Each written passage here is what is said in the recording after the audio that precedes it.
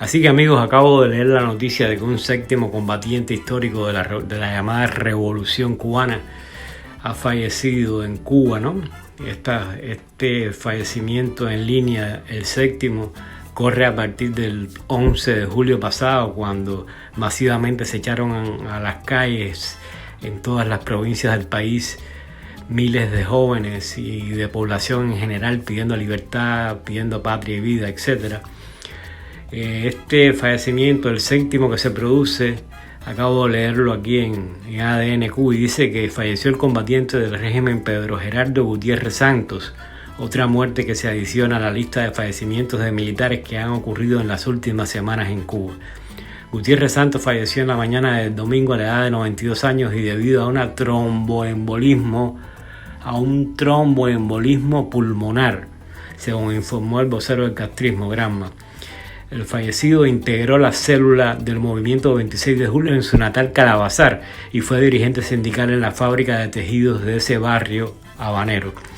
Fíjense que de los 7 muertos entre generales y combatientes en los últimos días, si exceptuamos al primero, que es el que realmente tenía poder en sus manos, el jefe del ejército oriental, salvo este caso, todos los demás se trata de militantes o combatientes históricos de la llamada Revolución Cubana, es decir, gente que estuvo comprometida espiritualmente de manera orgánica con el régimen, con el castrismo desde el principio, incluso antes de que triunfara.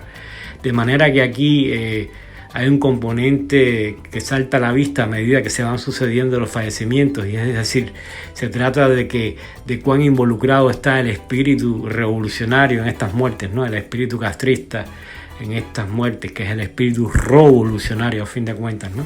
Quiero leerles un par de fragmentos, un par de parrafitos de lo que escribí en un artículo anterior sobre mis hipótesis a propósito de estas muertes, cuando iban por 5, ahora van por 7. Hablé de la hipótesis de la purga y decía que de las 3 hipótesis manejadas en esta nota, la de la purga parece la más plausible en primera instancia. La extraordinaria coincidencia, entre comillas, de las 5 muertes en pocos días apunta a algún tipo de elemento exógeno implicado en ellas, ya sea humano, animal o químico. Una purga, en el caso que nos ocupa, estaría relacionada con la respuesta de estos generales o no respuesta a las marchas del 11 de julio. Es la primera pregunta que viene a la cabeza. Luego hablaba sobre la hipótesis de la vacuna y decía: supongamos que ante la crítica expansión del coronavirus en Cuba, los machotes generales que en principio habían evitado vacunarse debieron en procesión obediente entrar por el aro de la camarada Abdala y la compañerita Soberana, quienes los liquidarían con sus efectos secundarios no suficientemente estudiados por la potencia médica. Quise decir, por supuesto, por la potencia médica, claro, extraviada en su propia película de terror. Se sabe de personas fallecidas tras recibir las vacunas autóctonas. Y recuérdese que no se trata de medicamentos certificados por la comunidad científica internacional, es decir, estas vacunas son medicamentos sobre los que no hay estudios exhaustivos publicados y que aún están en fase de comprobación. Ahora, haciendo una parte, con este 7º fallecimiento entre generales y combatientes históricos, se me ocurre que puede haber una mezcla de estas 2 hipótesis, ¿no? Porque llegar a una edad avanzada y descubrir, a pesar de ser un mentepollo más, que la gloriosa revolución, entre comillas, por la que luchaste, pasará a la historia como una miserable tiranía más, que tú mismo pasarás a la historia como un come mierda más, eso puede matarte en pocas horas. Piénsenlo bien. Ego herido en cuerpo débil no perdona.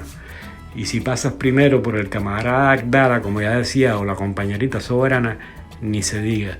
La muerte como espíritu derrotado. Fin sobre fin. Eso creo que es un poco lo que está pasando con estos combatientes históricos, generales, etcétera, ¿no? Gente que estuvo muy involucrada desde el principio en el proceso y que ahora, a pesar de su mente de pollo, descubre que en realidad pertenece a una tiranía, ¿no? Hicieron posible una tiranía y el pueblo se echaba a las calles masivamente para definir esto, ¿no? Para condenar el abuso revolucionario. Entonces, gente con 70, 80, 90 años que luchó toda su vida por esta revolución, que tiene las defensas bajas y que encima le administran una vacuna que no está suficientemente estudiada y cuyos efectos secundarios pueden ser comprometedores a esta edad tan avanzada, repito, pues puede haberse muerto muy fácilmente, ¿no? En esa combinación de ego herido y por lo tanto defensas caídas, más vacuna controvertida, ¿no? Piensen en esto porque estas muertes sucesivas son un espejo de la muerte de la propia revolución como tal, ¿no? Y no necesariamente tienen que deberse a una purga de la nomenclatura. Estamos observando que incluso algunos de los muertos, de los fallecidos de estos combatientes históricos, estaban fuera incluso de servicio, ¿no? No estaban como cargos militares en ejercicio.